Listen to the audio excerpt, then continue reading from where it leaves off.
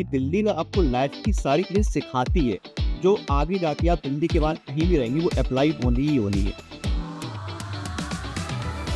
अभी तो सर खतरे का माहौल है, डर का माहौल है और उसका रीज़न है एक्चुअली ये नहीं कि एग्ज़ामिनेशन आ रहा है, 2 महीने बचे हुए हैं तो लोग डर रहे हैं।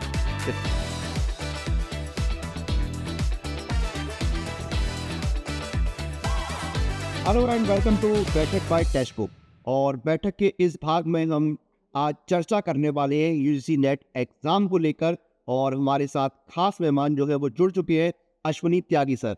तो सर आपका बहुत बहुत स्वागत है बैठक में। Thank you very much sir, thank you very much for inviting me in the very first episode. बिल्कुल सर मैं आपसे वही पूछने वाला था कि हमारा जो है ये पहला भाग है, पहला एपिसोड है बैठक का, और आप हमारे पहले मेहमान हैं। कैसा लग रहा है सर? बहुत बढ़िया लग रहा है जब पहली बार इनवाइट किया जाए एंड पहला गेस्ट मैं ही हूँ, तो उम्मीद ये करते हैं कि अच्छा शो जाएगा एंड इसके बाद हिट हो जाएगा, मिलियंस ऑफ लाइक बिल्कुल सर। व्यूअर्स दिखाएंगे, उम्मीद यही है। बिल्कुल सर, उम्मीद करते हैं आप पहले गेस्ट बने हैं और आगे जितने गेस्ट आएंगे तो उनको एक हिट शो जो है वो आगे देने वाले हैं। बिल्कुल। तो सर हमारा पहला शो है, बट आपकी जर्नी जो है वो काफ़ी लंबी है।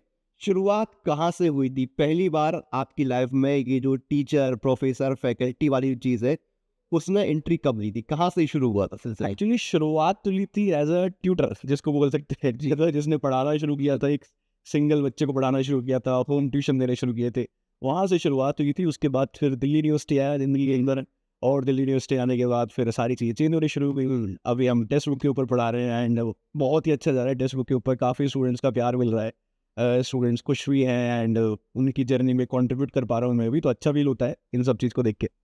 सर आप दिल्ली कब आई थी? दिल्ली में आया था 2010 में। सर दिल्ली के बारे में, क्योंकि मेरा भी जो मास्टर्स है वो दिल्ली से हुआ था, दिल्ली के बारे में एक चीज़ कही जाती है कि दिल्ली ना आपको लाइफ की सारी चीज़ें सिखाती है, जो आगे जाके आप दिल्ली के बाद कहीं भी रहेंगे वो अप्लाई होनी ही होनी है। तो दिल्ली ने आपको ऐसा क्या क्या सिखाया जो अब आपका जो है 10 साल 12 साल बाद उनको आप अप्लाई कर पा रहे हैं अपनी लाइफ में? सबसे पहली चीज़ जो दिल्ली ने मुझे सिखाई, एंड आई थिंक ये हिस्टोरिकल एक्सपीरियंस है सबकी, जो कोई दिल्ली में आता हो दिल्ली में रह जाता है, हाँ, फिर वापस वो जाता ही नहीं है। आप दिल्ली को छोड़ सकते हैं, दिल्ली आपको नहीं छोड़ेगी। नहीं छोड़ सकता। ये एक्चुअली हिस्टोरिकल ट्रुथ भी है, क्योंकि यहाँ पे जो भी कोई आया, चाहे मैं बात करता हूँ तिमूर के इन्वेजन की, तिमूर आया, इन्वेड करके यहाँ पर रुका, फिर चला गया। मैं लोधीज की बात करता हूँ, वो यहाँ पे आए, यहीं पे उन्होंने डायनेस्टी एस्टैब्लिश कर दी। मुगल्स की बात करता हूँ, यहीं पे रह गए वो। तो ये आई थिंक उसकी खूबसूरती देख लो, जो भी देख लो, कि जो भी कोई दिल्ली के अंदर आता है दिल्ली के अंदर रह ही जाता है। मैं भी आया दिल्ली के अंदर, मैं भी दिल्ली के अंदर यहाँ पे रह गया। सबसे बड़ी मेरी लर्निंग यही है। एंड आई थिंक मैं अपने स्टूडेंट्स को भी यही बोलता हूँ कि आओ दिल्ली यूनिवर्सिटी से पढ़ाई करो, पीएचडी करो, जेएनयू से करो, ठीक है, दिल्ली के अंदर रह जाओ एंड अच्छे से दिल्ली का यूटिलाइज भी करो। दिल्ली के अंदर अपॉर्चुनिटीज बहुत ज़्यादा है। आप यहाँ पे अगर आओ और फिर बोलो कि मेरे पास ऑप्शंस नहीं है कुछ करने के, तो वो आई थिंक फिर आपका हॉल्ट है, क्योंकि बहुत ज़्यादा अपॉर्चुनिटीज दिल्ली के अंदर आपको मिलती है। डीयू के जो स्टूडेंट होते हैं उनकी लाइफ स्टाइल को लेकर ही बहुत सारी चीज़ें जो है वो बताई जाती है बढ़ा चढ़ा के कि ये डीयू की लाइफ है, ये नॉर्थ कैंपस, ये साउथ कैंपस। आपका एक्सपीरियंस कैसा रहा? North campus, south campus, south campus की मैगी, नॉर्थ कैंपस में घूमना। मैं एक्चुअली नॉर्थ कैंपस से पढ़ा हूँ और मैंने नॉर्थ कैंपस से बहुत टाइम स्पेंड किया है। तो नॉर्थ कैंपस का जो एटमॉस्फेयर है, बहुत लाइवली एटमॉस्फेयर है। तो मुझे फर्स्ट ईयर से ही पता चल गया था, कॉलेज के अंदर जाना, पूरे दिन दिल्ली यूनिवर्सिटी के अंदर रह जाना, वहाँ से निकल के ना आ जाना। तो वहाँ जो स्टूडेंट्स के लिए एक्चुअली चैलेंजिंग ये होता है कि उस एटमॉस्फेयर से बाहर आना, क्योंकि वो इतना इतना एंगेजिंग एटमॉस्फेयर होता है वहाँ पे। अगर ग्रेजुएशन पोस्ट ग्रेजुएशन कर रहे हो और फिर वहाँ पे फेस्टिवल्स वगैरह इतने कॉलेजेस के इतने होते हैं, आप किसी भी कॉलेज के अंदर जा सकते हैं फेस्ट वगैरह अटेंड करने के लिए। खाना हर जगह चल रहा होता है, तो उस टाइम पीरियड पे तो ऐसा होता था कि स्टूडेंट्स जो है बस मिल जाए कहीं पे खाना, कोई बता दे कि वहाँ खाना चल रहा है, तो सीधे सीधे वहाँ पे पहुँच जाओ खाना खाने के लिए। लंच हो गया आज का, कई जगह डिनर भी ऐसे ही खाए हैं किसी की हॉस्टल में पार्टी चल रही है, वहाँ पे पहुँच जाओ। तो ये आई थिंक खास बात है नॉर्थ कैंपस की, जो एंगेज करके रखती है एंड बहुत ही मुश्किल होता है निकालना। मुझे भी बहुत ही चैलेंजिंग हुआ था दिल्ली यूनिवर्सिटी को छोड़ना, कि अच्छा फाइनली छोड़ रहा हूँ एंड जा रहा हूँ दिल्ली यूनिवर्सिटी को छोड़ के टेक के अंदर। वो होता है क्योंकि बहुत सच्ची जैसे कि डीयू में अगर आप गए हो तो एक टाइम के बाद जब आपका 6 महीने 1 साल बचता है कोर्स कंप्लीट होने में, आपकी डिग्री कंप्लीट हो, तो स्टूडेंट के मन में वो चीज़ आने लगती है, अरे वो भी नौकरी वोकरी बढ़िया लाइफ चल रही है डीयू में। तो वो सारी चीज़ें होती है। बट जब आपने डीयू का कैंपस छोड़ा, उसके बाद कहीं न कहीं, क्योंकि एक कहा जाता है कि जो हमारा कॉलेज होता है ना, वो हमारा कम्फर्ट ज़ोन होता है। असली स्ट्रगल उस कॉलेज के गेट के बाहर शुरू होता है। तो वो जब आपने डीयू छोड़ा, तब कैसे आपका जो है स्ट्रगल शुरू होना? स्ट्रगल एक्चुअली तो उसी के बाद ही शुरू होता है, लेकिन मुझे लगता है जो दिल्ली यूनिवर्सिटी की लाइफ है वो आपको ये चीज़ तो सिखा देती है कि आप स्ट्रगल के लिए रेडी हो जाओ। क्योंकि वहाँ जो 5 साल का मैंने ग्राइंड किया था, ग्रेजुएशन, पोस्ट ग्रेजुएशन, उसने ये सिखा दिया था कि आप आगे के फेज़ के लिए रेडी है। जो माइंडसेट सेटअप किया था वहाँ के जो टीचर्स हैं, आई थिंक बहुत ही बढ़िया टीचर्स होते हैं, जो असिस्टेंट प्रोफेसर के यूनिवर्सिटी के। आपको सारी चीज़ सिखाते हैं, इनफैक्ट सपोर्ट भी करते हैं। लाइफ़ के कुछ ऐसे फेजेस भी आए थे जहाँ पे फाइनेंशियल रिक्वायरमेंट्स थी, मुझे ही नहीं, बहुत सारे स्टूडेंट्स पे ऐसे, एंड वहाँ पे जो फैकल्टी होते, जो असिस्टेंट प्रोफेसर होते, वो रेडी थे सपोर्ट करने के लिए। इनफैक्ट ऐसा फंड भी पुल अप किया हुआ था कि कोई स्टूडेंट ऐसा है जिसका जो फीस नहीं भर पा रहा है, तो वहाँ से वो उनको देते थे, ठीक है, कि अच्छा अब ये फंड है, हम देंगे फीस। बहुत सारे स्टूडेंट उसको यूटिलाइज करते थे, इनफैक्ट कॉलेज के अंदर भी फंड था। तो वो चीज़ वहाँ कहीं ना कहीं दिल्ली यूनिवर्सिटी से मैं सीख चुका था। और बाहर चैलेंजिंग रहा, ये नहीं कहूँगा कि चैलेंजिंग नहीं रहा उसके बाद भी। जैसे मैंने सिविल सर्विस की प्रिपरेशन भी की थी, वहाँ पे भी उन चीज़ों को मैंने यूटिलाइज़ किया था जो मैंने दिल्ली यूनिवर्सिटी के अंदर सीखी थी। तो ओवरऑल एक्सपीरियंस बढ़िया था, एंड उस चैलेंजिंग को भी मैं, जो चैलेंजेस मेरे सामने आए थे उसको भी मैंने ओवरकम किया, और ओवरकम करने का रीज़न ही दिल्ली यूनिवर्सिटी था, ये मैं कहूँगा। प्रोफेशनल बात एक हो गई, आप टीयूसी पढ़े, वहाँ पे आपको बहुत कुछ सीखने को मिला। लेकिन पर्सनल लेवल पे एक व्यक्तित्व के तौर पे अगर आप देखेंगे, तो कैसे आपका व्यक्तित्व जो है वो डीयू में रहते हुए और निखर के सामने आया? कैसे आपने अपनी पर्सनैलिटी में चेंजेस देखे या चेंजेस किए? बिल्कुल, देखो मैं वेस्ट यूपी से आता हूँ, मेरठ से आता हूँ, ठीक है जी, छोटे से गाँव से आता हूँ मैं। वहाँ से निकल के आना, एंड आपके प्रेजुडाइजेस होते हैं, आप कंजर्वेटिव होते हो, फिर एकदम से आप दिल्ली यूनिवर्सिटी पहुँचते हो, वहाँ पे सब कुछ ओपन है, ठीक है? आपको नई-नई चीज़ें सीखने को मिलती है। तो मुझे लगता है कि मेरी पर्सनैलिटी के अंदर चेंजेस आए थे ना, वो जो प्रेजुडाइजेस थे वो सब चले गए, वो निकाल दिए गए, दिमाग से निकाल दिए गए, और टीचर्स के द्वारा ही, कि आपको इन चीज़ों से दूर रहना है, आपको एक अच्छा व्यक्ति बनना है, आपको लाइफ़ में कुछ करना है, आगे लोगों की मदद करनी है। तो वो भी दिल्ली यूनिवर्सिटी ने इंपॉर्टेंट रोल प्ले किया मेरी लाइफ के अंदर, जहाँ पे ये चीज़ें छाँट दी गई, जो बुरी-बुरी चीज़ें हैं वो निकाल दी गई, एंड एक अच्छा व्यक्तित्व बनाया उन्होंने। फिर जब आप ड्यू से बाहर निकले, आपने बोला कि आपने अपने टीचर्स को देखा जिन्होंने बहुत तरीके से आपकी हेल्प करी, जो आप वेस्ट यूपी से अपने अंदर लेकर आए थे, वो सारी कमियों को दूर किया गया। तो जब आप उन टीचर्स को देखते थे, तो आपको कहीं ना कहीं ये चीज़ आने लगी थी कि हाँ, मुझे ये चीज़ है, बोलते हैं जब हमारा कोई आइडल बनता है ना, तो हम उसके कुछ ना कुछ एक तो चीज़ों को पकड़ते हैं कि ये चीज़ तो मुझे लाइफ टाइम लेके चलनी है। तो ऐसा कुछ आपका हो, जो आपके कोई फेवरेट प्रोफेसर रहे हो कि भाई ये चीज़ मुझे इन सर की लाइफ टाइम फॉलो करनी है? हाँ, बिल्कुल है, मेरे मेरे टीचर थे एक्चुअली, मैं नाम भी लूँगा, असद सर थे। तो उनका ये था कि वो स्टूडेंट्स की बहुत ज़्यादा हेल्प करते थे। उनको लगता था कि अच्छा, स्टूडेंट को प्रॉब्लम आ रही है, वो खुद कॉल करके, एंड खुद उनकी कॉल कॉल करके प्रॉब्लम सॉल्व करने की कोशिश करते थे, क्योंकि उनको स्टूडेंट्स को पता था कि ये प्रॉब्लम फेस कर रहा है। ये बाहर से आया हुआ है और ये बाहर से यहाँ पे रह रहा है, तो कुछ ना कुछ उसकी लाइफ में चल रहा है, प्रॉब्लम फेस कर रहा है, तो उसको रिज़ॉल्व करना चाहिए।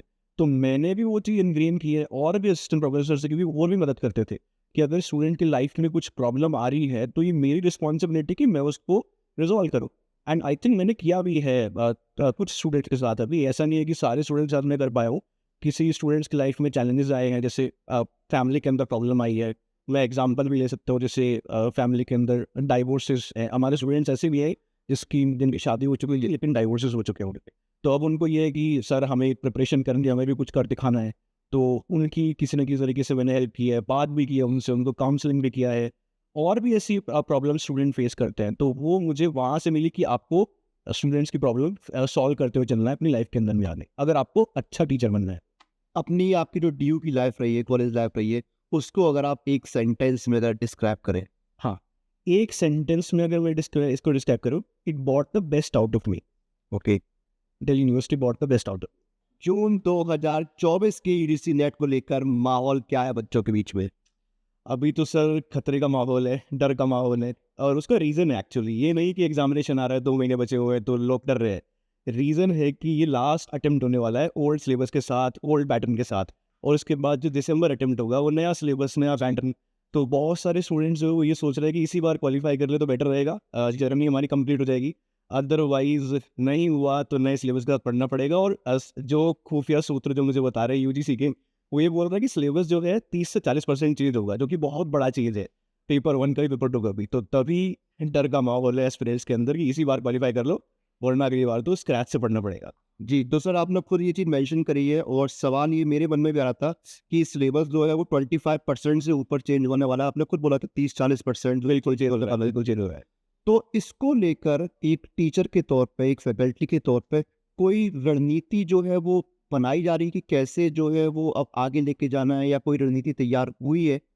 हाँ, बिल्कुल, जैसे कि हमारी यूजीसी नेट के अंदर टीम भी है पेपर 1 एंड पेपर 2 की, सो हम ऑलरेडी एक्सपेक्ट कर रहे हैं क्या चेंज होगा। जैसे मैं हिस्ट्री की बात करता हूँ, तो मैं ऑलरेडी एक्सपेक्ट कर रहा हूँ कि पोस्ट इंडिपेंडेंस वाला पार्ट जो भी हिस्ट्री के अंदर नहीं है, वो आएगा। सिनेमा का पार्ट हिस्ट्री के अंदर अभी नहीं है, सिलेबस के अंदर मेंशन नहीं है, वो आएगा। तो हम ऑलरेडी सोच रहे हैं कौन-सा पार्ट चेंज हो सकता है और उसके ऊपर प्लानिंग चल रही है एंड रिसोर्सेज़ हम पढ़ रहे हैं ऑलरेडी। तो हमारी तरफ से सब कुछ सेट है, बस एक बार अनाउंसमेंट होना बाकी है कि सिलेबस चेंज हो रहा है, वो जाए और फिर हम रेडी हैं, हम अच्छी तैयारी कराएँगे दिसंबर अटेम्प्ट को लेके। जो स्टूडेंट अटेम्प्ट देते हैं, जैसे दिसंबर वाले का नंबर जो है 9 से 10 लाख के बीच में जो है स्टूडेंट्स ने अप्लाई किया था, तो सिलेबस चेंज होने से क्या कुछ नंबर में गिरावट आ सकती है? हमेशा जो होता है जून का अटेम्प्ट, उसमें हमेशा गिरावट आती है, क्योंकि उस टाइम पीरियड पे और भी एग्जामिनेशन हो रहे होते हैं, जैसे कि सिविल सर्विसेज एग्जामिनेशन है, स्टेट पीसीएस हो रहा होता है। तो जून में तो गिरता ही गिरता है हमेशा नंबर। जैसे अभी आपने बताया कि 10 लाख हमारा दिसंबर के अंदर था, जून के अंदर मुझे लगता है वो कम हो जाता है, रीज़न एग्जामिनेशन आ रहे हैं दूसरे, लेकिन दिसंबर के तो फिर पिकअप करेगा। और जैसे जैसे अवेयरनेस क्रिएट हो रही है यूजीसी नेट एग्जामिनेशन को लेके, मुझे लगता है नंबर बढ़ेगा और ये। जी, इस पर भी हम डिस्कस करेंगे थोड़ा-सा आगे। पहले आपसे एक सवाल पूछते हैं सर, इस फील्ड को क्यों चुना? पढ़ने को क्यों चुना? जी, एक्चुअली जब मैं कॉलेज के अंदर था तो मैंने पढ़ाना तो तभी शुरू कर दिया था। दिल्ली के अंदर रह रहे थे, दुबई, दिल्ली के अंदर खर्चा मैनेज करना बहुत मुश्किल होता है इतना ज़्यादा। तो मैंने पढ़ाना शुरू कर दिया था। प्रिपरेशन में किसी और चीज़ की कर रहा था, लेकिन बाय द टाइम मुझे रियलाइज़ हो गया था, पढ़ाने में अच्छा भी लगता है, मेरे को भी अच्छा लग रहा है एंड स्टूडेंट के ऊपर भी इम्पैक्ट पड़ रहा है, वो भी अच्छा, उसको भी अच्छा समझ में आ रहा है। तो बाय द टाइम मुझे रियलाइज़ हो गया कि अच्छा ये करियर चुना जा सकता है और इसके अंदर स्कोप भी अच्छा है। तो वहाँ से ये चीज़ें दिमाग के अंदर आनी शुरू हो गई और इवेंचुअली मैं इस करियर को पिकअप ही कर लिया फिर एंड में जाके। जी, हम देखते हैं हमारे देश में एक जो बात निकल के आती है, जो मेंटालिटी निकल के आती है टीचिंग की फील्ड को लेकर, चाहे वो बेसिक स्कूल के टीचर हों या फिर आप प्रोफेसर हो, कि अगर आसानी से अगर आपको गवर्नमेंट जॉब चाहिए है तो टीचिंग लाइन को पकड़ लो। इतना आसान है क्या सच में? टीचिंग लाइन के अंदर जॉब तो बहुत मुश्किल हो चुका है। देखिए, अगर आप यूजीसी नेट एग्जामिनेशन में क्वालीफाई कर रहे हैं तो आप केवल एलिजिबल हो रहे हैं असिस्टेंट प्रोफेसर के लिए, आपको जॉब तो नहीं मिल रही इमीडिएटली। आप फेलोशिप आपको मिल सकती है जेआरएफ की, जो उससे आप पीएचडी परस्यू कर सकते हैं, लेकिन आपको वेट करना होता है असिस्टेंट प्रोफेसर नोटिफिकेशन का हर स्टेट के अंदर। जैसे मैं राजस्थान की बात करता हूँ, वहाँ पे 2-3 साल के अंदर आरपीएससी की वैकेंसी आती है, अच्छी खासी वैकेंसी आती है और उसका प्रोसेस लंबा हो जाता है, लेकिन 1 साल के अंदर, 1.5 साल के अंदर वो प्रोसेस कंप्लीट कर रहे हैं। ऐसे ही यूपी एचएससी, यूपी के अंदर जो एग्जामिनेशन हो रहा है, उसमें भी वैकेंसी बड़ी आ रही है, लेकिन अभी तक तो उन्होंने एग्जाम डेट भी नहीं दी है। तो प्रोसेस वो इतना लंबा हो जा रहा है, वो पेनफुल हो जा रहा है एक्चुअली एस्पिरेंट्स के लिए प्रोसेस। तो वहाँ पे मुझे लगता है कि वो मुश्किल हो रहा है एस्पिरेंट्स को असिस्टेंट प्रोफेसर बन पाना। ये हर स्टेट की ये कहानी है, चाहे मैं एमपी की बात कर लूँ, एमपी का तो और भी कॉमिकल एग्जाम्पल है। उन्होंने एप्लीकेशन फॉर्म आउट किए 2023 के अंदर, अभी तो उन्होंने दोबारा एप्लीकेशन फॉर्म आउट कर दिया, रीओपन कर दिया 2024 में। 2023 अगस्त में आउट किया था, 2024 में फिर से रीओपन कर दिया। मतलब ये ही नहीं पता चलता है कि एग्जामिनेशन कब कंडक्ट करेंगे। तो पेनफुल हो रहा है प्रोसेस और मुझे लगता है ये मुश्किल बना रहा है कि एस्पिरेंट्स जो है असिस्टेंट प्रोफेसर नहीं बन पा रहे, उनको टाइम लग रहा है। एग्जामिनेशन क्वालीफाई हो रहा है, लेकिन टाइम लग रहा है प्रोसेस की वजह से। लेकिन फिर भी एक वही चीज़ आती है कि इतना लेंदी प्रोसेस है, आपका यूजीसी क्रैक करिए, आप फिर वेट करिए, पीएचडी आ गया, मतलब एक बहुत बड़ा प्रोसेस है। फिर भी जो है हम देखते हैं कि कितना भी कम जो है नंबर जाता है, 5-6 लाख बहुत नॉर्मल है, हर बार बच्चे देते ही रहते हैं। तो ऐसा क्या कारण है, क्या एस्पिरेशन है कि बच्चे अभी भी इतनी बड़ी संख्या में जा रहे हैं? मतलब एक चीज़ है, मैं एग्जांपल देता हूँ, मेरा एक दोस्त है, तो वो बोलता है इससे तो यूपीएससी कर लेते। तो क्या रीज़न है कि इतना टाइम बच्चे दे रहे हैं, अभी भी 5 साल 6 साल दे रहे हैं? आपने बिल्कुल ठीक बात कही। यूपीएससी को लेके तो अभी भी उसी उसी एग्जामिनेशन का दबदबा है। अगर ग्रेजुएशन के बाद की बात करते हैं कि कौन सा एग्जामिनेशन देना चाहिए, सबके दिमाग में आता है यूपीएससी देना देना चाहिए। लेकिन अभी अगर आप यूजीसी नेट की बात करते हैं तो उसको लेके अवेयरनेस एक क्रिएट हो रही है कि हाँ, हमारा ये भी करियर बन सकता है। यूपीएससी में आई थिंक जो सक्सेस रेट है वो 0.01 चला जाता है, लेकिन यहाँ पे सक्सेस रेट अच्छा है। आप जेआरएफ क्वालीफाई कीजिए, 0.5% लोगों को जेआरएफ मिलता है, जो भी लोग अपीयर करते हैं, और अच्छा अमाउंट होता है जेआरएफ भी। वहाँ से आप अपना करियर शुरू कर सकते हैं और उसके बाद आप असिस्टेंट प्रोफेसर के तौर पे पढ़ा सकते हैं। जैसे बहुत सारे मेरे भी कलीग्स हैं जो दिल्ली यूनिवर्सिटी के अंदर पढ़ा रहे हैं, वो वहाँ पे जेआरएफ की फेलोशिप भी ले रहे हैं और उसके साथ-साथ वो एज़ अ गेस्ट फैकल्टी पढ़ा रहे हैं। तो उनका अगर मैं हमेशा स्टूडेंट्स को इस तरीके से मोटिवेट करने की कोशिश करता हूँ कि अगर आप पूरा सैलरी देखो उनका, जो जेआरएफ क्वालिफाई कर चुका है और वो पढ़ा भी रहा है, तो वो 1.5 लाख से ऊपर चला जाता है, क्योंकि वो 2-2 जगह गेस्ट पढ़ा रहा होता है। एक कॉलेज में भी गेस्ट पढ़ा रहा है, दूसरे कॉलेज में भी गेस्ट पढ़ा रहा है। एक कॉलेज से वो 40-50 हज़ार रुपये ले रहा है, वहाँ से भी 40-50 हज़ार रुपये ले रहा है, और उसके साथ उसका जेआरएफ भी आ रहा है, तो उसका 1.5 लाख के करीब चला जा रहा है। और अगर उसको एडॉप्ट मिल जाता है, तो फिर तो उसके मजे आ जाते हैं। तो ये मैं हमेशा स्टूडेंट्स को गाइड करने की कोशिश करता हूँ, मोटिवेट करने की कोशिश करता हूँ। अगर मॉनेटरी है, जो कि होता है, हर किसी के दिमाग के अंदर मॉनेटरी तो रहता ही है, और जो लाइफ है एक असिस्टेंट प्रोफेसर की, कि स्टूडेंट्स के साथ इंटरेक्ट करना, तो कहीं ना कहीं वो वर्थ इट है। मुझे लगता है कि 4-5 साल अगर आप पीएचडी कर रहे हो और एग्जामिनेशन में इतना टाइम लग रहा है, वर्थ इट है, कोई दिक्कत नहीं है, दीजिए और एग्जामिनेशन क्वालिफाई कीजिए, फिर स्टूडेंट के साथ इंटरेक्ट कीजिए। सैलरी वैलरी क्या रहती है अगर आप प्रॉपर एक कॉलेज में है, एडेड कॉलेज में, गवर्नमेंट कॉलेज में, तो कितना सैलरी लाख वाख क्रॉस हो जाता है? बिल्कुल हो जाता है। एक्चुअली किक ही यही है, असिस्टेंट प्रोफेसर की सबसे बड़ी किक क्या है? एक तो टाइम बहुत कम देना होता है आपको। अगर मैं दिल्ली यूनिवर्सिटी के अंदर प्रोफेसर्स के बारे में बात करूँ, असिस्टेंट प्रोफेसर के बारे में बात करूँ, तो वहाँ पे वो 2 से 3 घंटा दे रहा है कॉलेज के अंदर, और उनकी सैलरी अगर मैं किसी स्टूडेंट को मैं दिखाता हूँ सेशन के अंदर, मैंने सैलरी स्लिप दिखाई भी हुई है, तो स्टूडेंट्स हैरान रह जाते थे, अरे सर इतनी कैसे? मैंने प्रोफेसर की सैलरी दिखाई थी जिनके पास 20+ ईयर का एक्सपीरियंस था, उनकी 3.5 लाख रुपये सैलरी थी। और मैंने फिर एक फ्रेशर की सैलरी दिखाई थी, उनकी 1.20 सैलरी थी। तो दोनों अच्छी खासी सैलरी है, एंड दोनों में ही वो 2-3 घंटा गाली दे रहे हैं। तो सबसे बड़ी किक होती है असिस्टेंट प्रोफेसर के अंदर कि टाइम आपका है, आप जाइए 2-3 घंटा पढ़ाइए, एंड फिर आपका टाइम है, आप रिसर्च कीजिए, किताबें लिखिए, स्टूडेंट के साथ इंटरेक्ट कीजिए, बढ़िया जॉब है। बिल्कुल। एक चीज़ और आती है कि प्रोफेशनल लाइफ में अगर आप एक डिग्री कॉलेज में टीचर है, हाँ। और अगर आप एक यूनिवर्सिटी में ही है प्रॉपर, जी। तो क्या फ़र्क रहता है प्रोफेशनल लाइफ में? ओके। अगर मैं कॉलेजेस की बात करता हूँ, तो वहाँ पे ना स्टूडेंट्स के साथ टीचर्स का इंटरेक्शन होता है, वो डाउन टू अर्थ टीचर्स हैं, एंड स्टूडेंट के साथ इंटरेक्ट भी कर रहा है। लेकिन वही टीचर अगर यूनिवर्सिटी में चला जाए फिर, या कोई और टीचर यूनिवर्सिटी से इंटरेक्ट करते यूनिवर्सिटी में जाके, वहाँ पे उसका एक ऑरा बना हुआ होता है, क्योंकि उसने बहुत सारी बुक्स लिखी हुई है, बहुत सारे रिसर्च पेपर पब्लिश किए हुए हैं, और हम उन्हीं प्रोफेसर्स को पढ़ रहे भी होते हैं। आप उन्हीं प्रोफेसर्स को कॉलेज के अंदर पढ़ रहे हो, और फिर उन्हीं को देख रहे हो जाके। तो एक ऑरा जो सेटअप होता है वो यूनिवर्सिटी के अंदर सेटअप होता है। कॉलेज के अंदर बहुत ही मुश्किल होता है, रेयरली ऐसे टीचर होते हैं जिन्होंने बहुत सारी किताबें लिखी हुई है, बहुत सारे रिसर्च पेपर पब्लिश किए हुए हैं। लेकिन यूनिवर्सिटी के अंदर सारे के सारे टीचर्स आपको वो दिखते हैं, जो आप जैसे क्रिकेट के अंदर बोलते हो ना कि मेरा आइडल मेरे सामने मिल गया, ऐसे किसी स्पोर्ट्स के अंदर, तो वहाँ पे वैसा होता है एडमिशन्स के लिए कि हमारे टीचर सामने आ गए, तो वो ऐसी फीलिंग आती है, स्टार स्टक वाली फीलिंग, जो मुझे भी आई हुई है अपने प्रोफेसर्स को देख के, जब मैं मास्टर्स के अंदर गया था। तो ये रहता है। क्रिकेट की आपने बात करी, स्पोर्ट्स वगैरह में रुचि थी आपकी?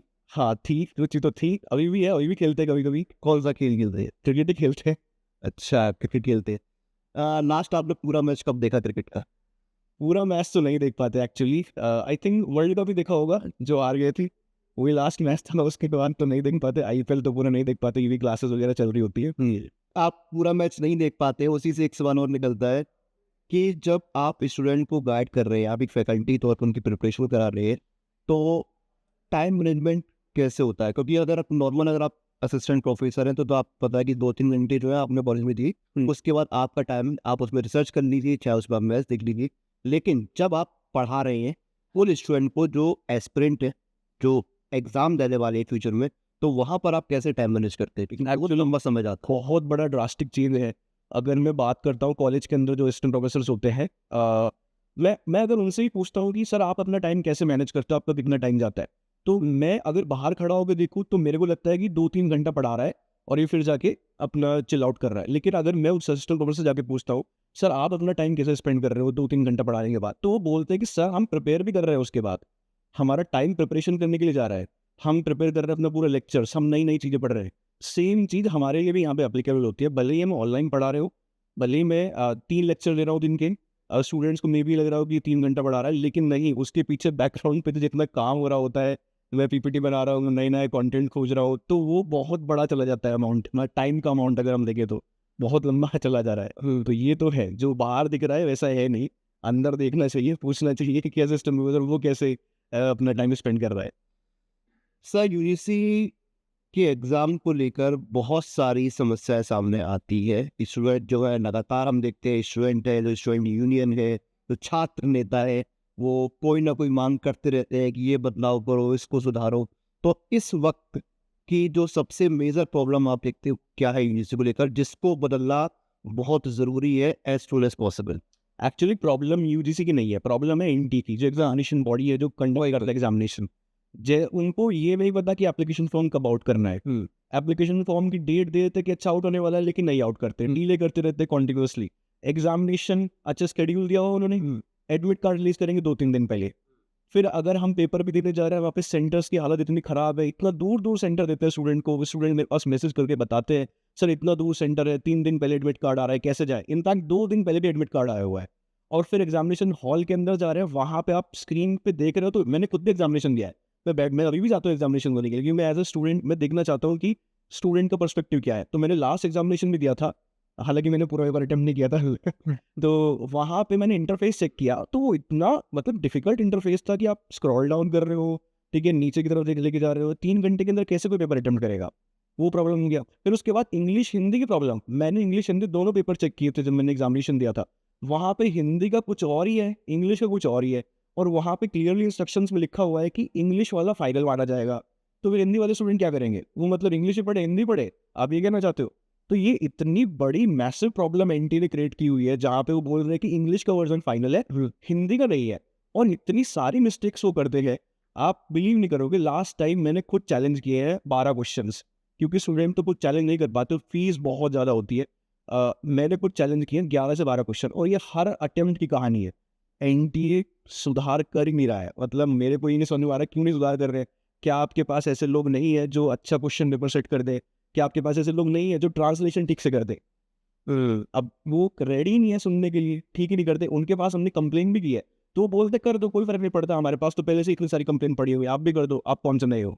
एक समस्या ये तो होगी एग्जाम के दौरान की, एडमिट कार्ड डिले को लेकर या सिटी इंटीमेशन स्लिप बहुत लेट आती है। आंसर की को लेकर भी बहुत सारी स्टूडेंट में दिक्कतें जो है वो सामना करते हैं। आंसर की का कोई टाइम नहीं है। आंसर की में बताते हैं गलतियाँ बहुत निकलती हैं। जितने बच्चों से मेरा बात हुआ है वो एक्सपीरियंस ही कहता है कि आंसर की कभी एक बार में सही आती ही नहीं है। कितना रेशियो रहता है कि आंसर की गलत होती है। मैंने अभी आपको एग्जाम्पल दिया है, 10 से 12 क्वेश्चन मैंने कुछ चैलेंज किए थे।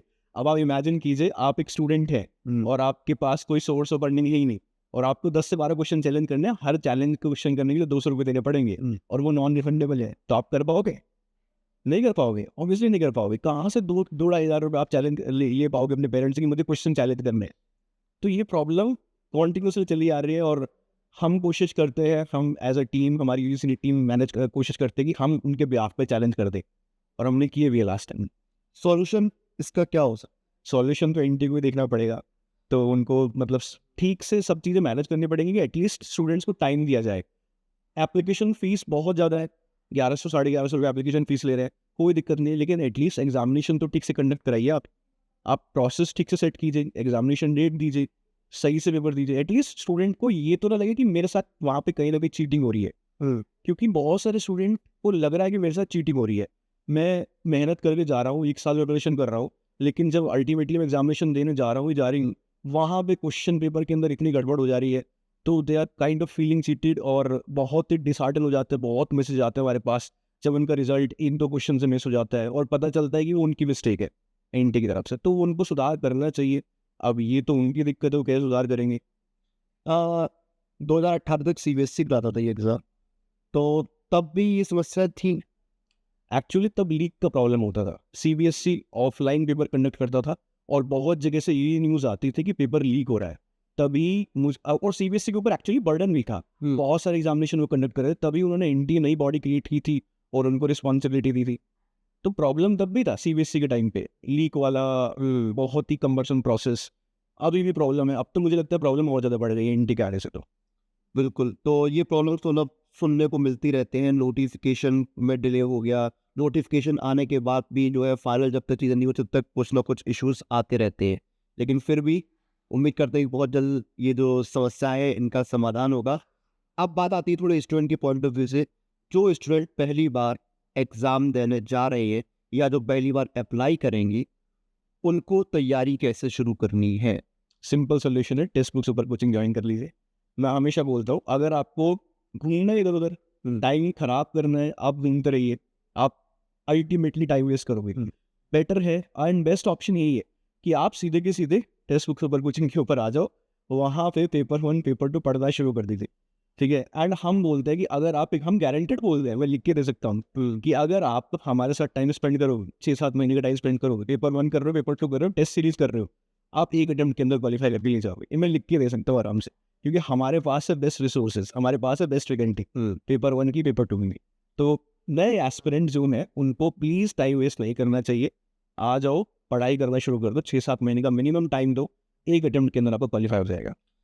एक दो सवाल मेरे यहीं से निकलते हैं। एक तो जो प्रॉपर गवर्नमेंट एग्जाम है जैसे एसएससी हो गया, बैंकिंग, रेलवे, तो इनमें जो मॉक का रोल है वो बहुत इंपॉर्टेंट होता है। जब तक आप मॉक टेस्ट नहीं देंगे, जब तक आप टेस्ट सीरीज नहीं देंगे, आपने कितना भी पढ़ा हो, बट आपका स्पीड नहीं है, एक्यूरेसी नहीं है, तो आप एग्जाम, क्योंकि सेम चीज़ है, आधे आधे एक एक नंबर से बच्चे रह जाते हैं। यूजीसी नेट में मॉक का रोल कितना है? मॉक का रोल बहुत ज़्यादा है। बहुत ही अच्छा क्वेश्चन एक्चुअली आपका। स्टूडेंट्स एक्चुअली समझते नहीं हैं कि अपने आप प्रिपरेशन कर रहे हैं लेकिन मॉक टेस्ट नहीं लगा रहे। मॉक टेस्ट लगाना ज़रूरी है, और वो भी ऑनलाइन सेटअप के अंदर। उनको कैफ़े के अंदर जाना पड़ेगा या ऐसे कोने के अंदर बैठना पड़ेगा जहाँ पे वो वैसे ही सिमुलेटेड एनवायरनमेंट के अंदर बैठे। जैसे हमारा 3 घंटे का पेपर है, आपको 3 घंटा बैठना पड़ेगा, वीकली बैठना पड़ेगा और अटेम्प्ट करना पड़ेगा पूरा पेपर, ऐसे ही जैसे एग्जामिनेशन हॉल के अंदर होता है। इनफैक्ट अगर गर्मी है तो पंखा बंद करके बैठ जाओ, क्योंकि एग्जामिनेशन हॉल के अंदर तो नहीं मिलने वाला, ऐसे ही हालात होते हैं।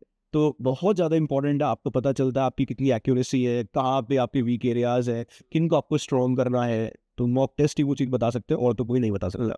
ये जो चीज़ आपने बताई, ये आई थिंक बहुत सही चीज़ बोल रही है, क्योंकि बहुत से बच्चे ऐसे होते हैं जो बोलते हैं कि इनकी मॉक में तो 85% बहुत इजीली स्कोर हो रहा था, बट जब एग्जाम देने गए तो वहाँ पर 65-70% पर ही रह गए।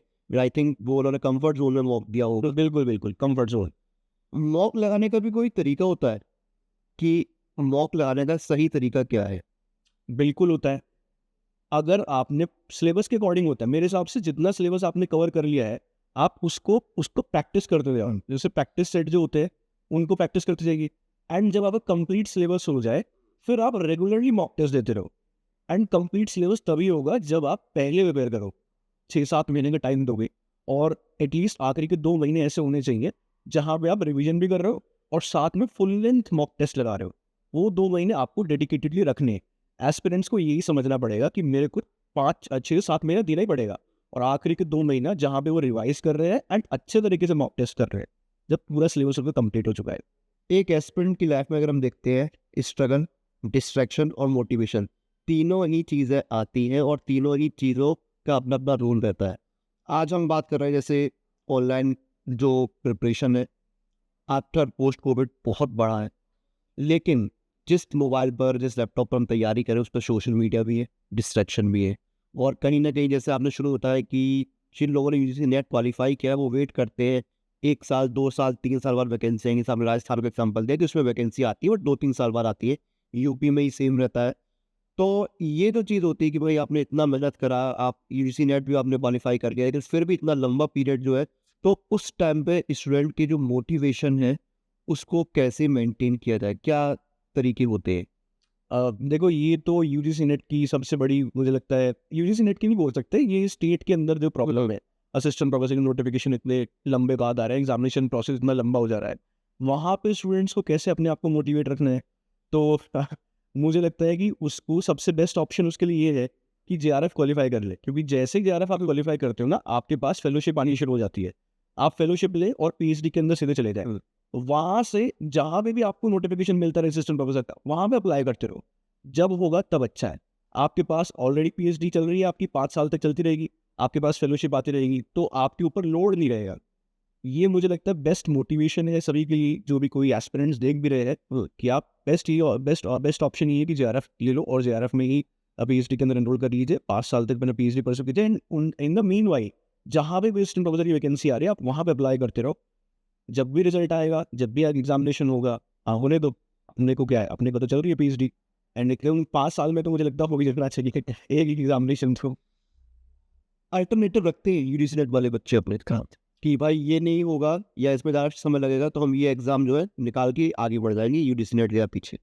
हाँ, एक्चुअली पहले तो स्टूडेंट यूजीसी नेट को ही ऑल्टरनेटिव लेके चलते थे कि यूपीएससी एग्जामिनेशन बड़ा एग्जामिनेशन है, वो दे देते हैं, लेकिन यूजीसी को ऑल्टरनेट लेके चलते हैं। लेकिन अभी फेलोशिप वगैरह बढ़ चुकी है, एंड असिस्टेंट प्रोफेसर के लिए अवेयरनेस क्रिएट हो रही है, भाई अच्छी खासी सैलरी मिलती है उनको और वैकेंसी भी आती रहती है स्टेट्स के अंदर। तो अभी उनका प्राइमरी एग्जामिनेशन बन चुका है।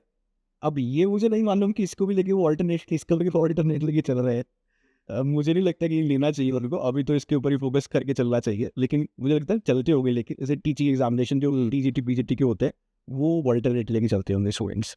ये जो पूरा प्रोसेस है, जैसे हमने शुरू में बात की कि बहुत लेंदी प्रोसेस है, और हमने वही स्ट्रगल मोटिवेशन को लेकर ही बात करी, और बच्चे तैयारी को लेकर ही बात करी, और आपने वो जो बोला कि सीधे सुपर कोचिंग पर आओ, बच्चे भटक जाते हैं कि कहाँ से करें क्या करें। 2-3 चीज़ें इसमें, एक तो आपकी स्ट्रेटजी क्या होनी चाहिए, पहली चीज़। दूसरी चीज़ कि पढ़ाई पे कितना समय देना है।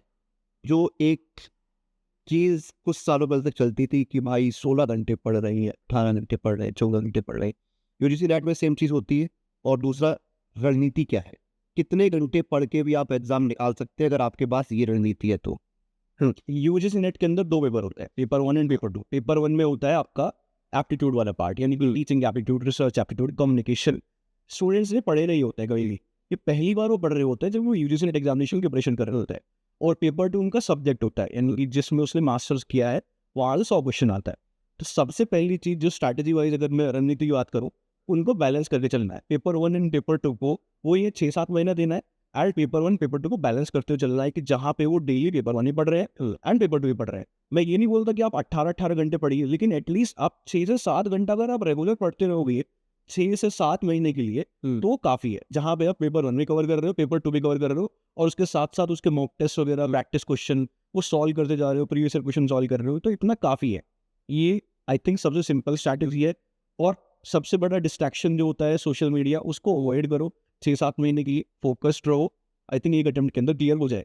हम बिल्कुल अंतिम पड़ाव पर हैं, तो उससे पहले 1-2 चीज़ें कि जो स्टूडेंट नए उतरने वाले हैं, जो तैयारी कर रहे हैं, या जो एग्ज़ाम देने वाले हैं जून में, उनको आप कुछ बोलना चाहें, कोई सक्सेस मंत्र, गुरु मंत्र देना चाहें? आखिरी के 2 महीने बचे हुए हैं, एंड आपको जैसे पता ही है कि लास्ट एग्जामिनेशन होना है, लास्ट सिलेबस से लास्ट एग्जामिनेशन पैटर्न पे, तो जितना मेहनत किया जा सकता है उतना मेहनत करो।